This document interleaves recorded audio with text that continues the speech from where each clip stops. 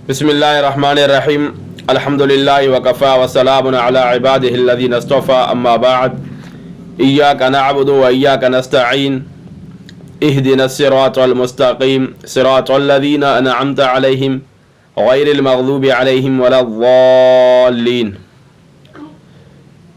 इय्याका नअबुदु व इय्याका नस्तईन, हम ख़ास तेरी ही इबादत करते हैं और हम ख़ास तुझ ही से मदद तलब करते हैं। इस आयत में एक पहलू हम्द और सना का है और दूसरा पहलू दुआ और दरख्वास्त का है। नाबुदो इबादत से मुश्तक़ है, जिसकी माना है किसी की इंतहाई ताज़ीम और मोहब्बत की वजह से उसके सामने अपनी इंतहाई आजिज़ी और फरमाबरदारी अख्तियार करना। नस्तईन इस्तिआनत से मुश्तक़ है, जिसके माना है किसी से मदद मांगना। आयत का तर्जुमा यह है कि हम तेरी ही इबादत करते हैं और सिर्फ तुझ ही से मदद मांगते हैं। इंसान पर तीन हाल गुजरते हैं, माजी, हाल और इस्तकबाल। पिछली तीन आयतों में अल्हम्दुलिल्लाह रब्बिल आलमीन और अर्रहमानिर रहीम में इंसान को इस पर मुतनब्बे कर दिया गया कि वो अपने माजी और हाल में अल्लाह तबारक व तआला का मोहताज है और कि उसको माजी में नाबूवत से बूद किया और उसको तमाम कायनात से ज़्यादा बेहतरीन शक्ल और सूरत, अक़ल और बसीरत अता फरमाई, और हाल में उसकी परवरिश का सिलसिला जारी है। और मालिक यौमिद्दीन में ये बताया गया कि मुस्तक़बिल में वो खुदा ही का मोहताज है कि रोज़ जज़ा में सिवाय खुदा के कोई और मददगार उसका नहीं होगा।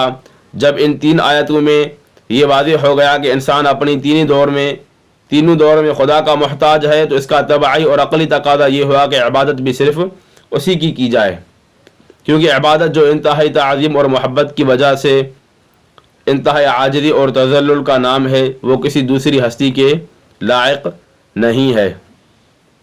इसका लाज़मी नतीजा ये है कि एक आक़िल इंसान पुकार उठे कि हम तेरी ही इबादत करते हैं और तुझ ही से मदद तलब करते हैं। इस चौथी आयत में एक हैसियत से अल्लाह ताला की हम्द व सना है कि इबादत के लायक सिर्फ़ और सिर्फ अल्लाह ताला की ज़ात है, और दूसरी हैसियत से इंसान की दुआ और दरख्वास्त का मज़मून है कि हमारी मदद फरमा। और तीसरी हैसियत ये भी है कि इसमें यह दरख्वास्त की गई है, इसकी तालीम दी गई है कि अल्लाह के सिवा किसी की इबादत न करे और हकीकी तौर पर अल्लाह के सिवा किसी को हाजत रवा न समझे। तो अल्लाह ताला के साथ किसी को शरीक न करने के माना ये हुए कि अल्लाह ताला कि न किसी की मोहब्बत अल्लाह ताला के बराबर हो, न किसी का खौफ अल्लाह ताला के खौफ के बराबर हो, न किसी से उम्मीद अल्लाह ताला के उम्मीद की तरह हो, और न किसी पर भरोसा अल्लाह के भरोसे की तरह हो, और न किसी की इताअत और खिदमत को इतना ज़रूरी समझे कि जितना अल्लाह ताला की इबादत को ज़रूरी समझा जाता है। न अल्लाह ताला की तरह किसी की नज़र व मन्नत माने, और न अल्लाह तबारक व तआला की तरह किसी दूसरे के सामने अपनी खुली आजिज़ी ज़ाहिर करे। तो ये हुआ इय्याका नअबुदु व इय्याका नस्तईन, ए अल्लाह हम ख़ास तुझ ही से तेरी ही इबादत करते हैं और तुझ ही से हम जो है मदद तलब करते हैं। इहदिनस सिरातल मुस्तक़ीम, हिदायत के माना है किसी को मंजिल मकसूद की तरफ मेहरबानी के साथ रहनुमाई करना, और हिदायत करना हकीकी तौर पे अल्लाह ताला की ज़ात का काम है। एक जो है दर्जा हिदायत का तमाम मखलूक़ात और कायनात को हासिल है, जो कि नबातात जमादात को हासिल है। और कुरान पाक की तालीमात की रोशनी में ये बात मालूम होती है कि कायनात की तमाम अक़साम बल्कि उनके ज़रा ज़रा अपने दर्जे के मुआफ़िक हयात और एहसास भी रखता है और अक़ल और शऊर भी रखता है। अल्लाह ताला फरमाते हैं व मिन शैइन इल्ला इंदना व मिन शैइन इल्ला युसब्बिहु बिहम्दिही वलाकिन ला तफ़क़हून तस्बीहहुम, जितनी भी चीज़ें हैं वो सब अल्लाह ताला की हम्द और सना करती हैं, लेकिन तुम जो है उनकी तस्बीह को नहीं समझते। तो एक तो जो है हिदायत अल्लाह तबारक व तआला ने इस कायनात की तमाम मखलूक़ात, नबातात, जमादात और हैवानात को अल्लाह ताला ने ये जो है एक हिदायत ये दी है। और जो दूसरी हिदायत है इसका जिक्र कुरान करीम में है। दूसरी हिदायत अल्लाह ताला ने कायनात के तमाम अनवा और असनाफ जितने भी हैं उनको अल्लाह ताला ने हिदायत दी है। यानी दूसरा जो दर्जा है वो इस पहली हिदायत के मुकाबले में ख़ास है, जो उर्फ़ में ज़वील उक़ूल कहलाती है, यानी इंसान और जिन।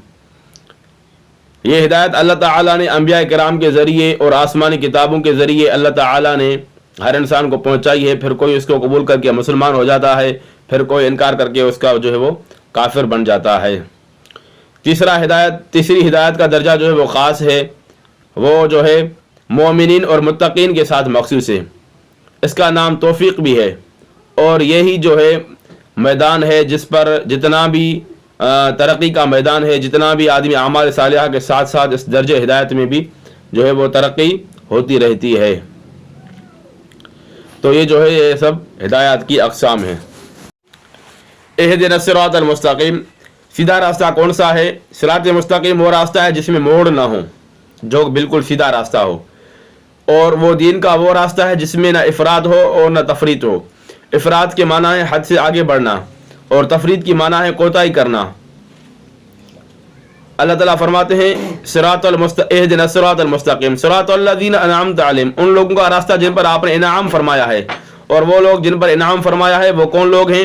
اللہ تعالیٰ فرماتے ہیں اولئک الذین انعم اللہ علیہم من النبیین والصدیقین والشہداء والصالحین، وہ لوگ جن پر اللہ تعالیٰ کا انعام ہوا وہ انبیاء، صدیقین، شہداء اور صالحین ہیں۔ تو ان لوگوں کا راستہ دکھا۔ غیر المغضوب علیہم ولا الضالین، ان لوگوں کا راستہ نہ دکھا جو کہ گمراہ ہوئے، اور نہ ان لوگوں کا راستہ دکھا جن پر آپ نے غضب کیا، یعنی یہود اور نصارہ۔ مغضوب علیہم سے وہ لوگ مراد ہیں جو دین کے احکام کو جاننے کے باوجود شرارت یا نفسانی اغراض کی وجہ سے ان کی خلاف ورزی کرتے ہیں، یا دوسرے لفظوں میں احکام الہیہ کی تعمیل میں کوتاہی کرتے ہیں۔ اور یہ یہود کا حال تھا کہ دنیا کے ذلیل مفاد کی خاطر دین کو قربان کر دیا۔ اور ضالین سے مراد وہ ناواقف لوگ ہیں جو ناواقفیت اور جہالت کی وجہ سے دین کے معاملے میں غلط راستے پر پڑ گئے، اور دین کی مقررہ حدود سے نکل کر جو افراط اور غلو میں مبتلا ہو گئے، جیسے عیسائیوں نے حضرت عیسیٰ علیہ السلام کو نعوذ باللہ اللہ خدا بنا لیا۔ ایک طرف یہ ظلم کہ انبیاء کی بات نہ مانے یہود کی طرح، اور وہ جو ہے انبیاء کرام کو قتل کر دیں، اور دوسری طرف کہ انہیں جو خدا تک بنا لیں۔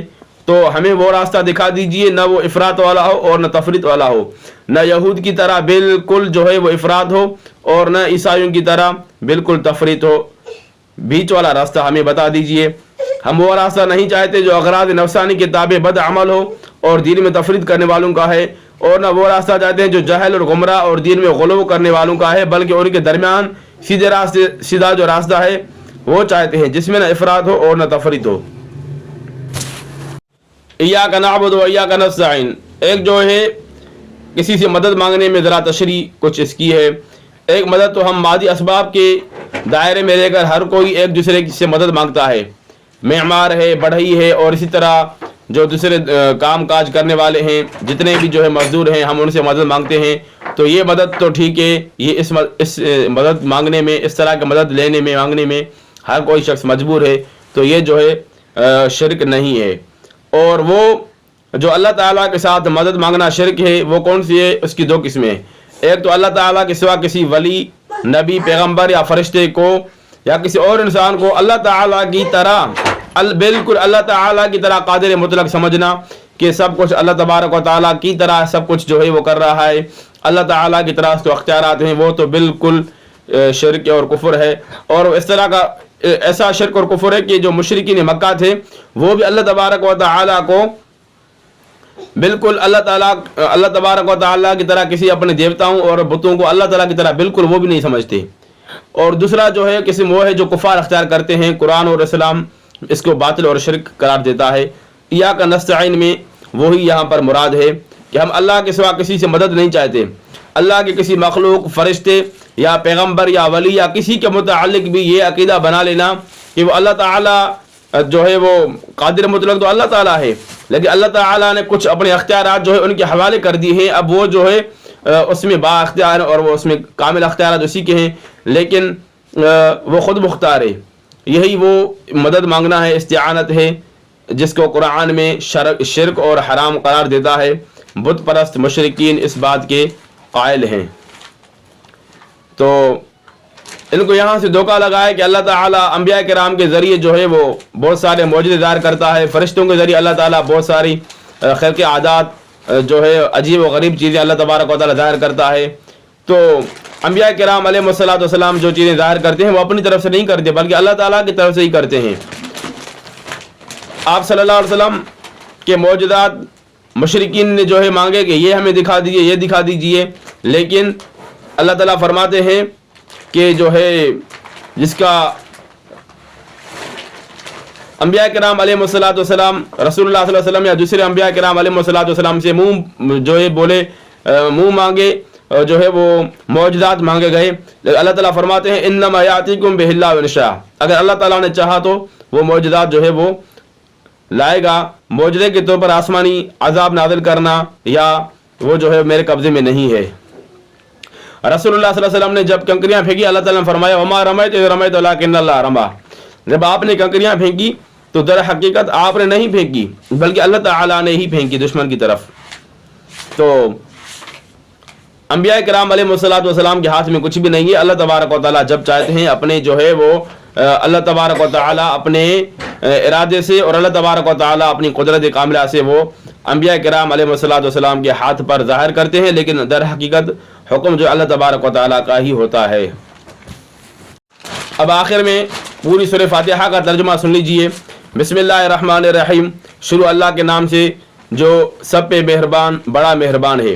الحمدللہ رب العالمین، تمام تعریفیں اللہ کی ہیں جو تمام جہانوں کا پروردگار ہے۔ الرحمن الرحیم، جو سب پہ مہربان بہت مہربان ہے۔ مالک یوم الدین، جو روز جزا کا مالک ہے۔ ایاک نعبد و ایاک نستعین، اے اللہ ہم تیری ہی عبادت کرتے ہیں اور تجھ ہی سے مدد مانگتے ہیں۔ اہدنا الصراط المستقیم، ہمیں سیدھے راستے کی ہدایت عطا فرما۔ صراط الذین انعمت علیہم، ان لوگوں کے راستے کی جن پر تو نے انعام کیا ہے۔ غیر المغضوب علیہم ولا الضالین، نہ کہ ان لوگوں کے راستے کے جن پر غضب نازل ہوا ہے اور ان کے راستے کی جو کہ بھٹکے ہوئے ہیں۔ آخر دعوانا الحمدللہ رب العالمین۔